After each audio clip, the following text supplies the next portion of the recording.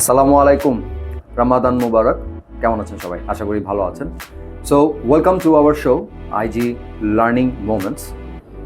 We are having our IELTS instructor, Mr. 𝗏𝗏 and this is Mohammad 𝗏𝗏 today is our second episode and we gonna talk about some tips regarding IELTS listening test. We know that there are 4 modules in IELTS and the first one is listening. So this is something crucial. A student needs to cope up with the environment of this test. So what are the tips and hacks we can get to know from Mr. 𝗏𝗏 and I'm getting back to him with some questions and queries. So 𝗏𝗏 কেমন আছেন আপনি? ভালো, আলহামদুলিল্লাহ। আপনি কেমন আছেন? আলহামদুলিল্লাহ, thanks for asking. So ভাইয়া, আইএলস লিসেনিং টেস্টে যদি আমি ঢুকি, সেই ক্ষেত্রে আমাকে আসলে স্টুডেন্টরা যেই ডিফিকাল্টিস ফেস করে in listening, what are the challenges student mostly face in this section, particular section? Could you please Yes, actually in listening, students face a lot of struggles and problems.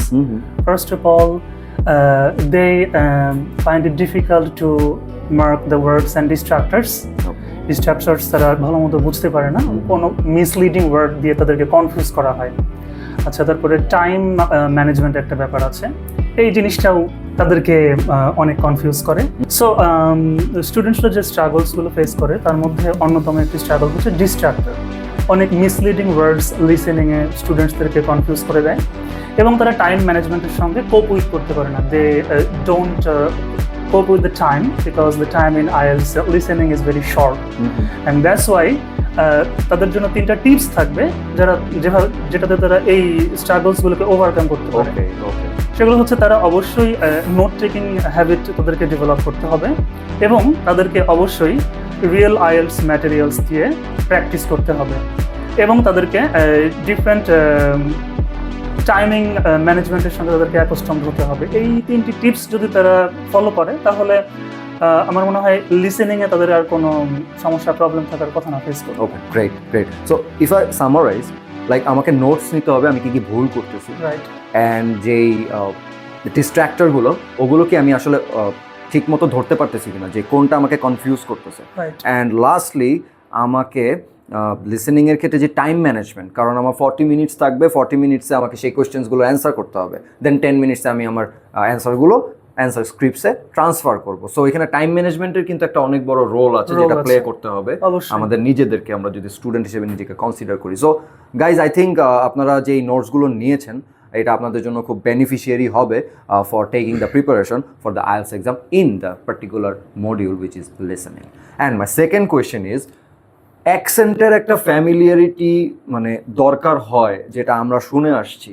So how much important is that in terms of preparing for the listening test? Well, in listening part, accent plays an important role.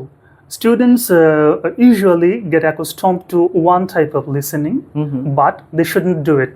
They should avoid it.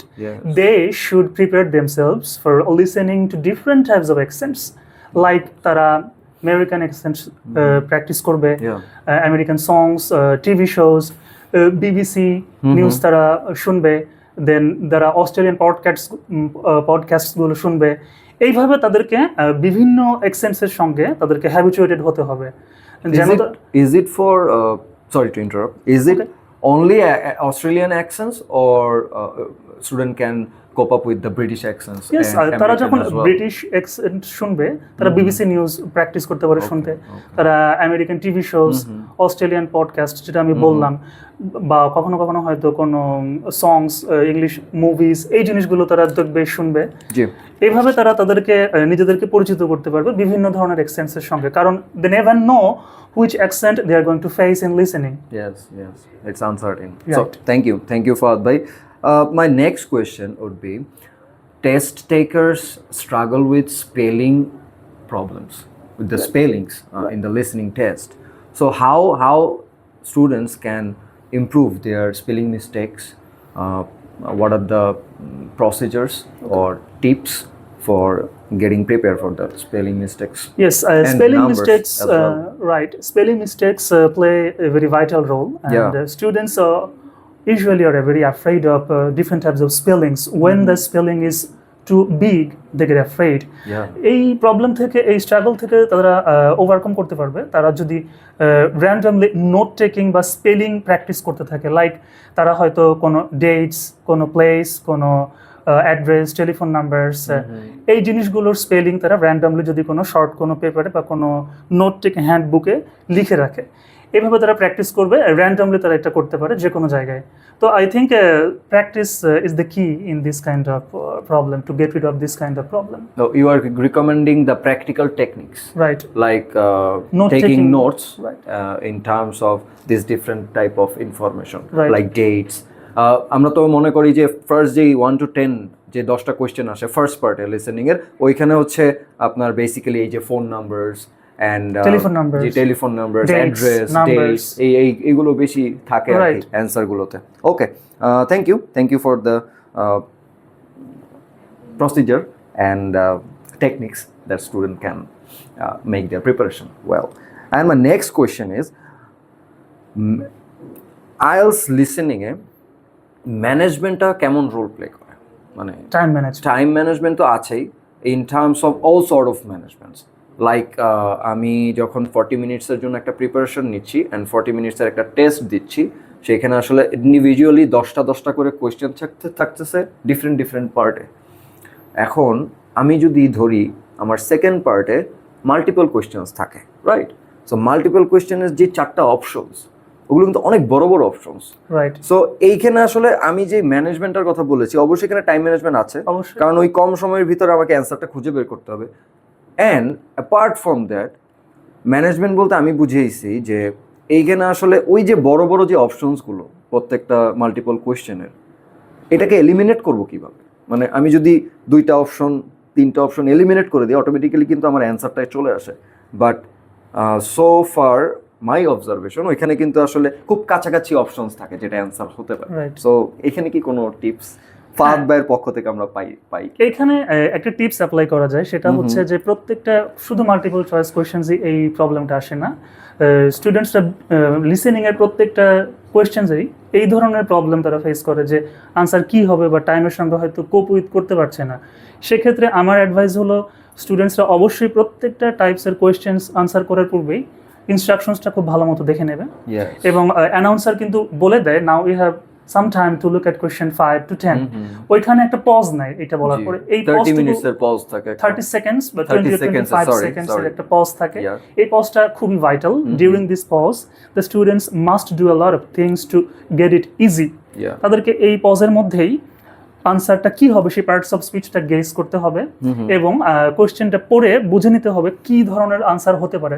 They have to predict, they have to guess the probable answers, like selecting some keywords from the options, right? এটা একটা technique হতে পারে, right? Keywords তাদেরকে underline করতে হবে এবং answer কি হতে পারে সেটা একটা পূর্বানুমান বা গেস করতে হবে, তাহলে তাদের কাছে এটা সহজ হবে।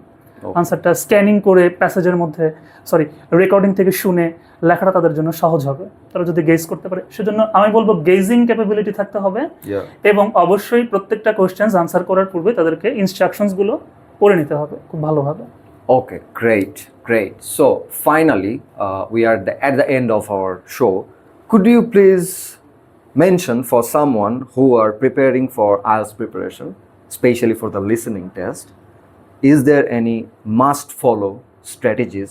And I would like to address, if you can share 3 must follow strategies so that student can get some help from those strategies. Okay, I would suggest there are 3 must follow strategies for listening part. Students must practice with real IELTS materials. They shouldn't follow any fake or cheap IELTS materials. They should follow authentic and real IELTS materials. Second, they should develop a habit, as I have already told. They should develop a habit of taking down notes, different types of notes. They should take down notes randomly. And third step is they should train their ears on daily basis. They should get themselves accustomed to different types of accents. That's why they should listen to different types of recordings every day. So these are the three strategies or tips they should follow if they want to cut good scores in listening. Okay, great. So thank you everyone. I believe that this information can make some difference in your preparation for the IELTS preparation and listening test. সবাই ভালো থাকেন, IG এডুকেশনের সাথে থাকেন। রামাদান মোবারক। আসসালামু আলাইকুম। I wish all the IELTS takers good luck.